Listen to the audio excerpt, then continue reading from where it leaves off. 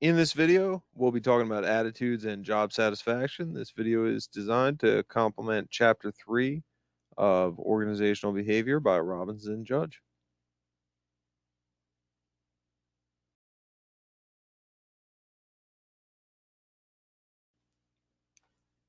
Attitudes reflect our disposition towards people, behaviors, environments, and so on. Okay, so often you'll hear about people having a good attitude or a bad attitude, a positive attitude or a negative attitude. And the reason that attitudes matter in organizations is that people's attitudes have been shown to be related to important organizational outcomes, such as turnover, performance, and many other outcomes that we truly care about at the individual level within the organization.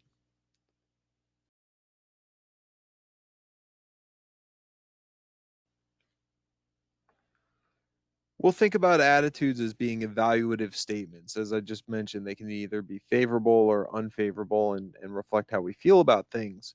So, the next key important question we're going to ask here is, what are the three components of an attitude?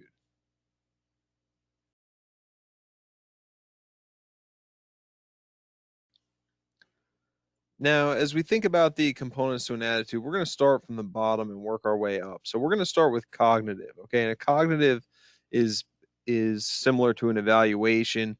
Okay, and these tend to be, they may not be objective, but they're components to the attitude. They're statements that we can substantiate with fact to a certain degree. So the example they have here is, my supervisor gave a promotion to a coworker who deserved it less than I did. My supervisor is unfair. Okay, sometimes when we look at cognitive components to an attitude, we'll look at things like compensation, we'll look at time off, and we'll compare how other people receive these benefits compared to how we did, and we'll evaluate things like fairness, kindness, and so on related to our company, our supervisor, and and things of that nature. Okay. The next component to an attitude is the behavioral component. And this is the component that's related to action. So like looking for another job or complaining about your supervisor. These are examples of the behavioral component of an attitude. So really it's looking at, like, what do you do? How do you behave a little bit differently as a result of how you feel? And then as we move to the top here, this is where we have the affective component. Okay, and this is the component that's based on how you feel. Okay, and it's very hard to pinpoint the affective component at times. All right, so think about, I dislike my supervisor. Well, why do you dislike your supervisor? I don't know. It's just a feeling that I have. Okay, when it falls into that just a feeling category, that's where we would say it's effective or affective. Excuse me. Now, all three components of these can help contribute towards negative attitudes towards your supervisor in general.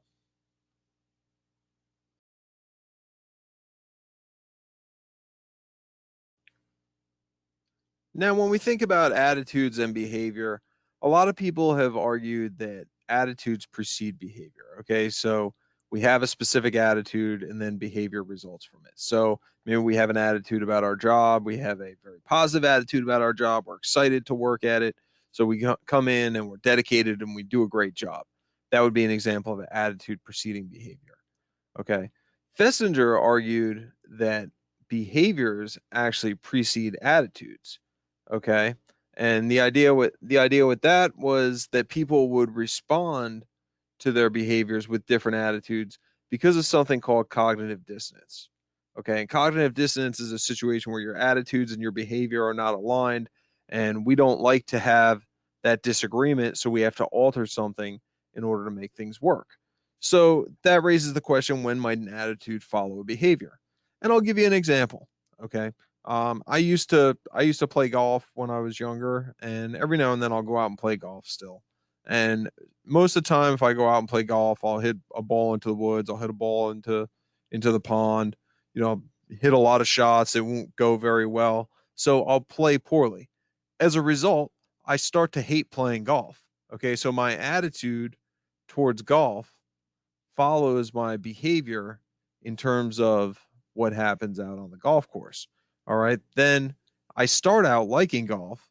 All right. But then after things aren't going well, I change my attitude because I have this cognitive dissonance. Because how do I like golf and play poorly and hate playing?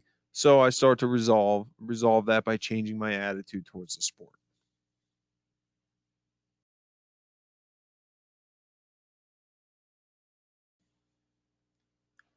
Now, as we think about cognitive dissonance doesn't just occur out on the golf course, all right? It happens in our organizations as well, okay? Because people like to have alignment between their behaviors and their attitudes. If our attitudes are not aligned or our attitudes aren't aligned with our behavior, it makes us feel uncomfortable, okay? It's really difficult to hate your job and hate your company you work for, but love your boss, right?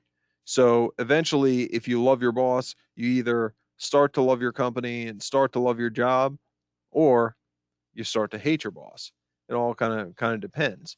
But research has shown us that people like to have consistency among their attitudes and their behaviors, and that they work to adjust something to make sure that they do have that consistency.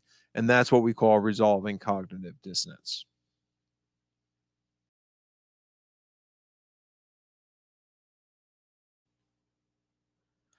Now, not all relationships between attitudes and behaviors are the same. All right. The strength of relationships can vary based upon what we call moderating variables. So earlier in the course, we talked about contingency variables or factors that impact relationships, and that's what moderating variables are too. It's just a different name for that. Okay. So some examples of moderating variables that will impact the relationship between an attitude and behavior. One, the attitude's importance. Okay. If an attitude's not very important, it's going to have less of a relationship with behavior than if the attitude is important. Two would be the correspondence to behavior. Okay, so my attitude towards my boss doesn't necessarily relate to my attitude towards my students or how I teach, right? They could be two completely separate things. Or we could get even further away. My attitude towards my boss might not relate at all to my attitude towards my server at a restaurant. So my attitude towards my boss is not going to impact how I treat the server, because there's almost no relationship between my boss and the server. So the correspondence between behavior and attitude is non-existent. Okay, accessibility, this is how often we think about or focus on the attitude. Okay, we also have the presence of social pressures, and we're going to talk about that a little more in a minute. But the more that social pressures are present, related to an attitude, the stronger the relationship between that attitude and the behavior is going to be. Okay. And then, of course, there's also whether or not a person has direct experience with the attitude. So if you don't have previous experience with the attitude, its relationship with behavior is going to be less than if you do have experience.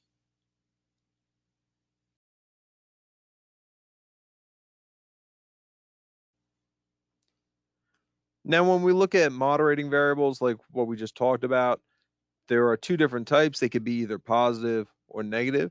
So we have our relationship here between the attitude and the behavior. And if we have a positive moderator, it's going to strengthen that relationship. And if we have a negative moderator, it's going to weaken that relationship.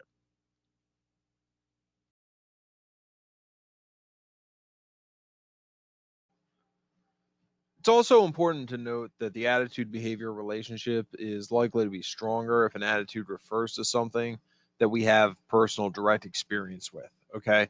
So let's say we all have negative attitudes towards cleaning toilets. All right. We're not particularly thrilled about the prospect of cleaning a toilet. If you've cleaned a toilet and had a particularly bad experience with that, your attitude behavior relationship is likely to be a lot stronger than if you have a negative attitude towards cleaning toilets but have never actually cleaned a toilet.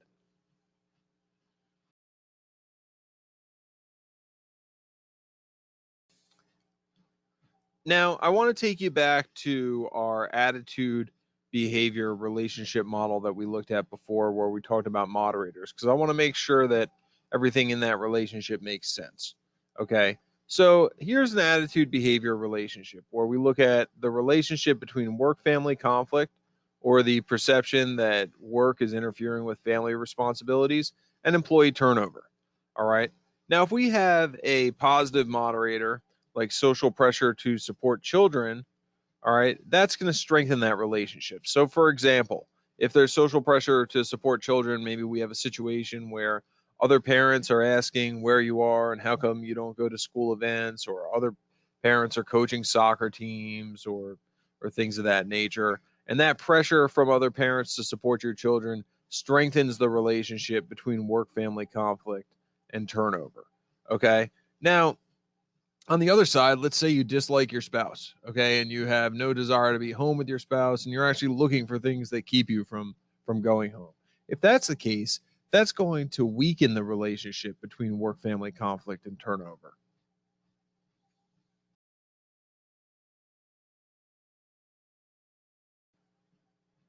All right, now we're going to start talking about some attitudes here. And the first attitude that we're going to talk about is job satisfaction. All right, and job satisfaction is very important because it's one of the best predictors of turnover that we have out there. So, nothing is going to predict whether or not our employees are going to voluntarily leave the company like job satisfaction will. And we generally define job satisfaction as a positive feeling about a job resulting from an evaluation of its characteristics. Okay, and there's two ways that we can measure it. We can use either a single global rating, which is just one question, or we can use what we call a summation of job facets, which is a series of questions in what we would call a scale that we then average the responses to come up with a job satisfaction score.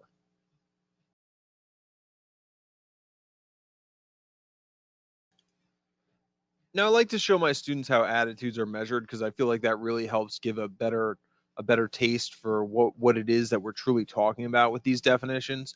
So here's one scale that could be used to measure job satisfaction. And in this scale, we have three different questions. We ask people to rate their level of agreement with three different statements.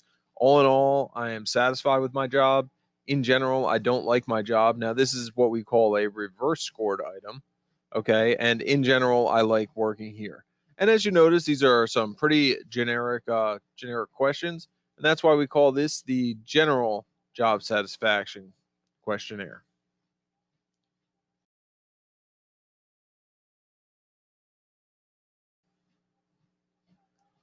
All right. Next, we have a single item scale. Okay, and this is another general job satisfaction questionnaire. Okay, and this one just says circle the face that best describes how you feel about your job in general. All right, so you would look at all the different faces that we have here in the row, and then look at the face that best describes how you feel. You would circle that one, and that would be your value.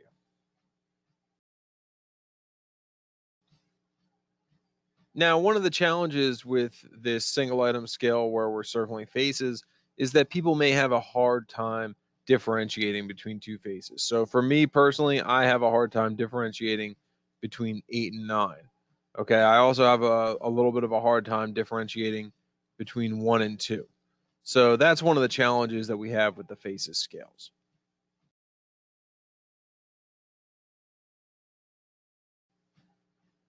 Now we can also look at satisfaction as it's targeted towards specific industries.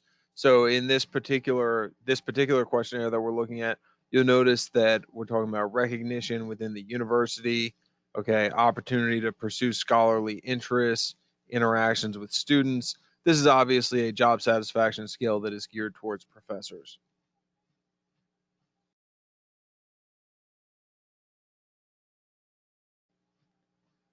Now, when we talked about the three components of an attitude earlier, one of the components that we talked about was the cognitive component. And the cognitive component of an attitude was evaluative in nature. So it was something that we could look at and make definitive evaluative statements about.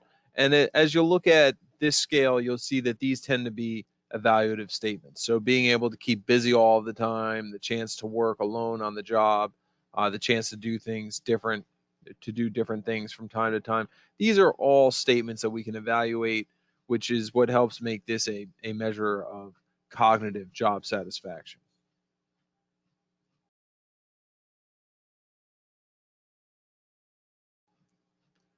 And just as we can measure the cognitive component to job satisfaction, we can also measure the affective component to job satisfaction. And we do that with having people rate their level of agreement with phrases such as, "It seems that my friends are more interested in their jobs. I consider my job rather unpleasant. I'm often bored with my job." And just as we looked at with the statement, "I dislike my supervisor" earlier, these are statements that are more of feeling. It's very difficult to quantify these statements as we're looking at them.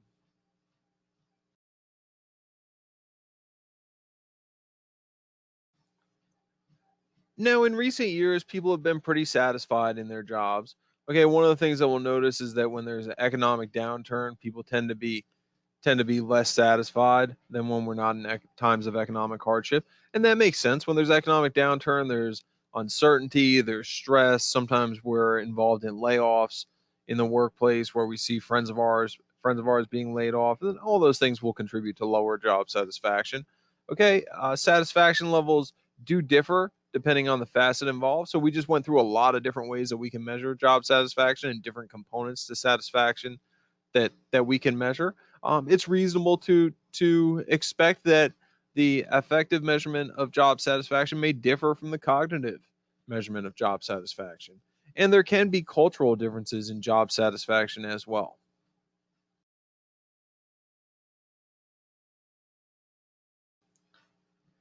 Building on the discussion about facets of job satisfaction, when we measure job satisfaction based upon the work itself, we tend to get higher ratings than when we measure job satisfaction based upon promotion or pay. So when we target job satisfaction in different areas, we do tend to see some differences there.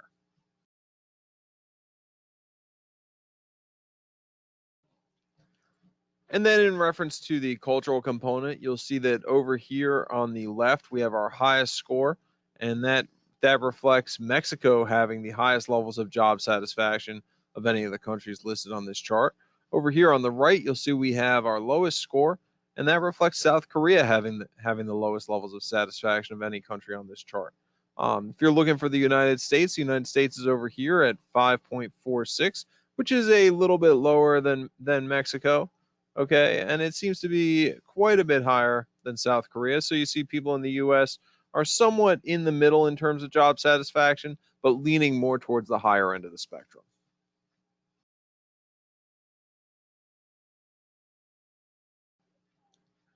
And all this talk about job satisfaction really doesn't mean much unless we know how to influence job satisfaction. So, one component to job satisfaction is the job conditions. Okay, so the nature of the work itself, the types of interactions we have, the friendships we have at work, our supervisors, they all help to predict our job satisfaction. Part of it also is personality. So people who have positive core self evaluations, people who generally tend to be positive people, tend to be more satisfied in their jobs.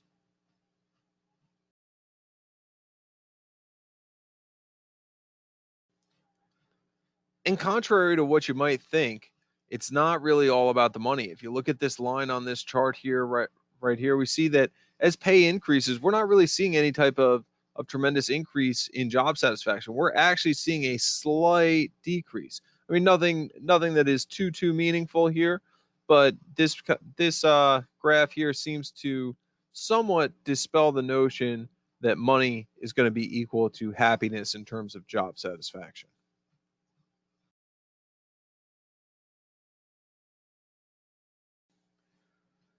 Okay, so now that we've finished up our work on job satisfaction, before we go on to the other attitudes, I'd like to revisit cognitive dissonance. Now that we have some experience talking about attitudes, some of this might make a little more sense. And I want you to read the case that's up here and answer the three questions at the bottom. So I'm going to ask you to pause the video right now, take a minute to read the case, and then think about these questions. And then when you're ready, you can play the video and we'll talk about it. So in this case, if you've pressed play, why is Harry experiencing cognitive dissonance? Well, he's got two different attitudes here that don't work with behavior that just occurred. So Harry has a positive attitude towards Sally as an employee, thinks she's a great employee. He has a positive attitude towards Jess as a boss, thinks she's a great boss, a fair and decent supervisor. Okay. But Jess just fires Sally for performance. So if Sally is a great employee and Jess is fair, why would she fire Sally for performance? That all doesn't work. So that's where the cognitive dissonance comes from. Now Harry's got to resolve this, okay? And there's two different ways that he can resolve this. One is that he can say, "Hey, maybe Sally's not as good of an employee, as good of a worker as I thought she was." And if that's the case, that will help resolve the dissonance because that will be consistent with Jess firing Sally, then Jess firing Sally is consistent with Jess being fair, so that all works.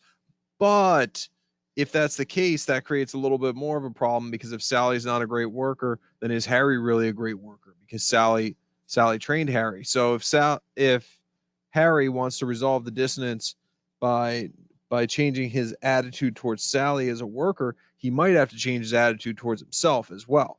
The other option is he could change his attitude towards Jess. Maybe he starts to see Jess as a less fair supervisor, and that's going to impact Harry's relationship with his supervisor, and it's probably also going to impact his satisfaction at work.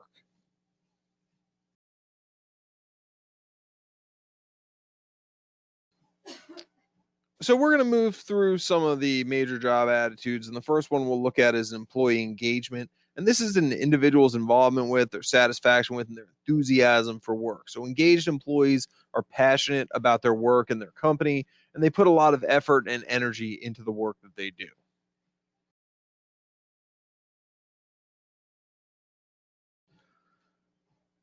Now, one way that we can measure engagement would be through Salanova's work engagement scale. This has 17 questions total, and it asks participants to rate their level of agreement with statements such as, "At work, I feel full of energy. My job inspires me. I get carried away when I'm working." And you can tell these questions all tend to skew towards having energy and excitement about your work.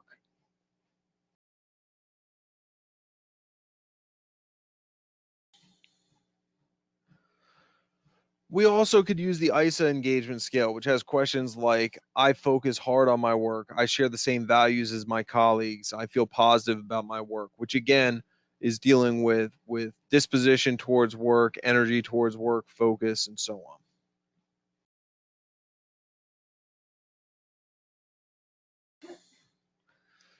Next, we've got job involvement. And job involvement is the degree to which a person identifies with a job, actively participates in it, and considers it an important part of their self worth. Now, this sounds a lot like engagement, but where you might see some differentiation between the two would be by this word identity here. Okay, so identifying with your job is very important to job involvement.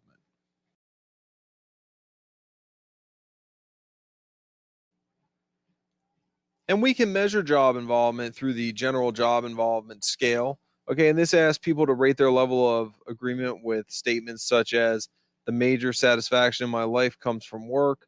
I'm really a perfectionist about my work, and I'm very much involved personally in my work." Okay, so you can see there's definitely some identity components here in terms of major satisfaction coming from work and being very much personally involved in work. Those are very closely related to a person's identity.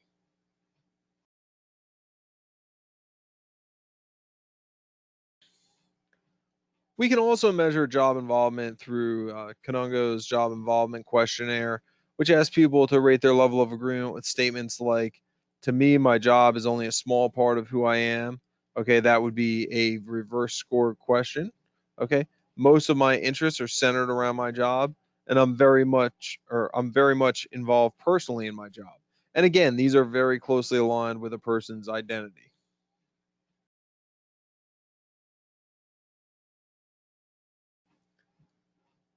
Another important attitude at work is psychological empowerment. Okay. And this is the belief in the degree of influence somebody has over their job, their competence, the meaningfulness of their job, how much autonomy that they have, and so on.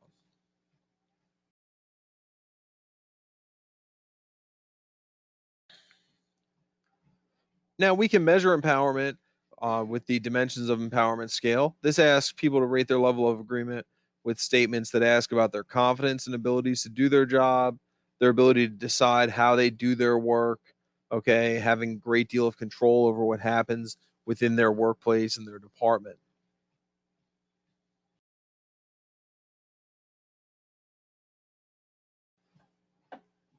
Another important attitude is organizational commitment. Okay. And this is identifying with an organization and its goals and wishing to be a part of that organization, for life in a lot of cases. Okay. And employees who are committed are less likely to engage in withdrawal. And even if they're dissatisfied, because they have a sense of loyalty, they want to be a part of that organization. They are committed to being a part of it. So even when things aren't going great, committed employees tend to be less likely to leave than other employees.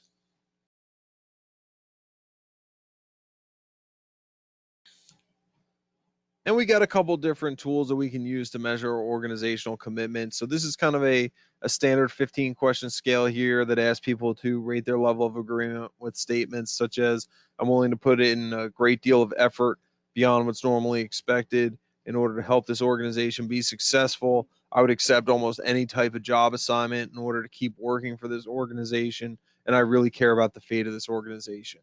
All right. And as you can tell, these questions really do speak to having a high commitment level within the organization.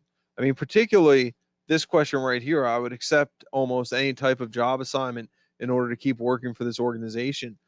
Imagine a person who is an airline pilot saying something like that. That might mean that they have to work the ticket counter instead of being a pilot. Imagine a doctor saying something like that. That might mean that they have to work in an office position instead of in a medical position. So, as you can see, some of these statements related to commitment demonstrate a very, very strong level of commitment to the organization.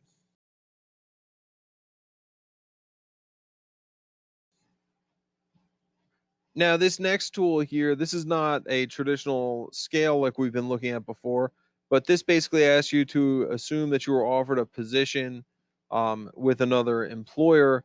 What are the conditions in which you would leave?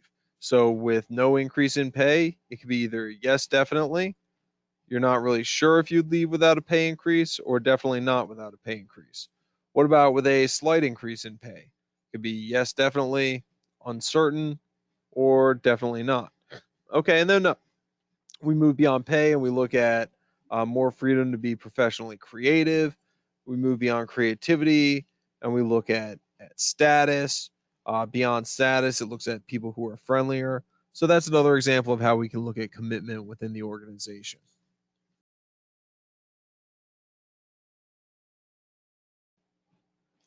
Now, Ritzer's scale here looks very similar to the tool we just looked at, except that they give statements here that are similar and ask people to rate their level of agreement with them, um, either one, two, three, four, or five, with five being strong and one being not, and one being weak.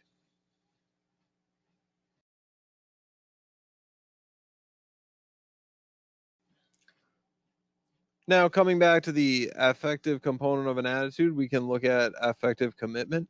Okay, and this scale here asks people to rate their level of agreement with statements such as, I do not feel emotionally attached to this organization, which obviously would be a reverse scored item.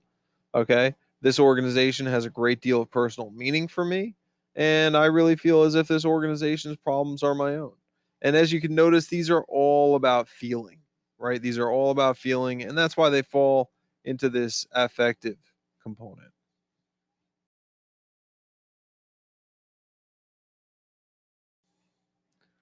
And then we can also look at continuance commitment. And continuance commitment basically says you're committed to the organization, but not because of your commitment to the organization, but because of how the organization supports your other commitments. So I always use the example of when I was younger, early in my career, and I had two kids, and I had a pretty good job for what my experience, my education was. I had high continuance commitment. Okay, I was able to tolerate a lot at work because I was very dedicated to making sure that I was able to support my family. Okay, and that's what we're really capturing here with continuance commitment. So we have questions that ask you to rate your level of agreement with statements such as, staying with the organization is a matter of necessity as much as desire. Okay, I feel I have too few options to consider leaving the organization, and it would be very hard for me to leave my organization right now, even if I wanted to.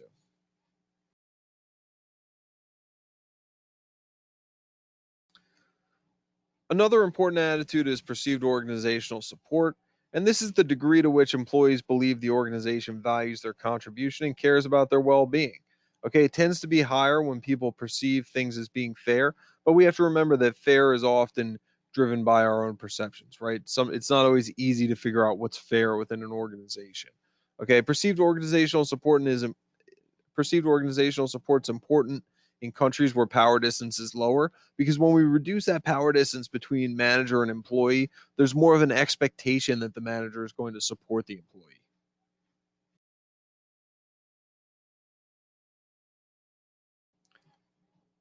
Here's an example of some of the questions that we can use to measure perceived organizational support. We'll ask people to rate their level of agreement with questions like: the organization values my contribution to its well being, help is available from the organization when I have a problem, and the organization cares about my opinions.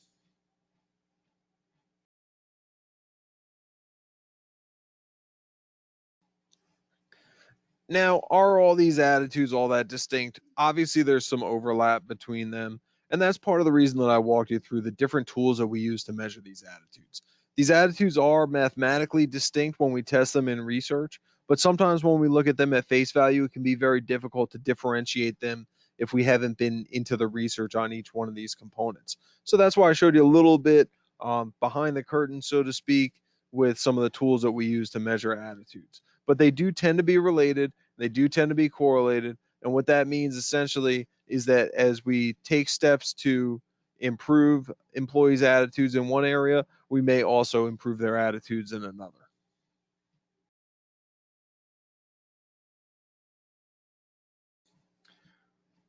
Now, we're going to wrap up today talking about why we even care about these attitudes and job satisfaction. So, when we look at outcomes for job satisfaction, we see that happy workers are more likely to be productive. So, job satisfaction has a positive relationship with job performance. People who are satisfied in their jobs are also more likely to do good things in their jobs that they don't have to do, which means they're more likely to have high levels of organizational citizenship behavior.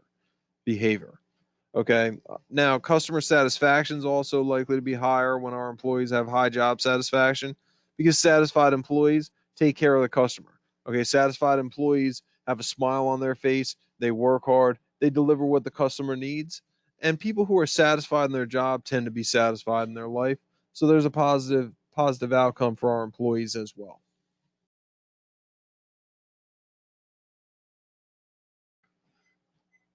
But when people are dissatisfied, then we have to deal with the responses that come from that. Okay, so let's take a look. If people are dissatisfied and they have a destructive behavior that's active, they're going to exit the organization. They're going to leave. That's where we're going to have turnover. Okay, if they're dissatisfied and passive, they're going to neglect the organization. So they might just sit back and let things happen. They might have an absenteeism issue. They might do lower quality work, but that's what passive destructive looks like in neglect. Okay. If they are constructive and active, they're going to have some voice. Okay. Which means they're going to raise their concerns about what's going on in the organization, why things are bad, why they're not satisfied. But if they're constructive and passive, then they're just going to be loyal, but they're going to be quiet. So they're going to sit back and hope that things get better. Okay. And they're going to have trust in leadership to make things get better, but they're not going to do anything to change things. So they're not going to do anything that's going to impact the way other people feel about the organization.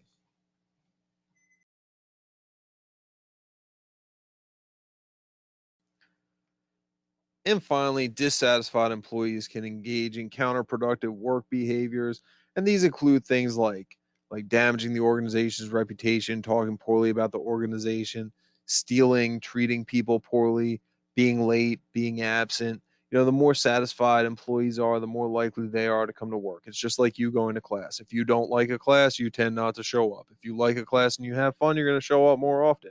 Employees do the same thing. We also see that people with lower satisfaction are more likely to engage in turnover. Job satisfaction is the best predictor of intent to leave that we have. Okay. But often managers don't get this. Managers don't realize how important these attitudes are, and they don't treat their employees the right way. And it's important for you as future managers to understand this and make sure that you do things differently.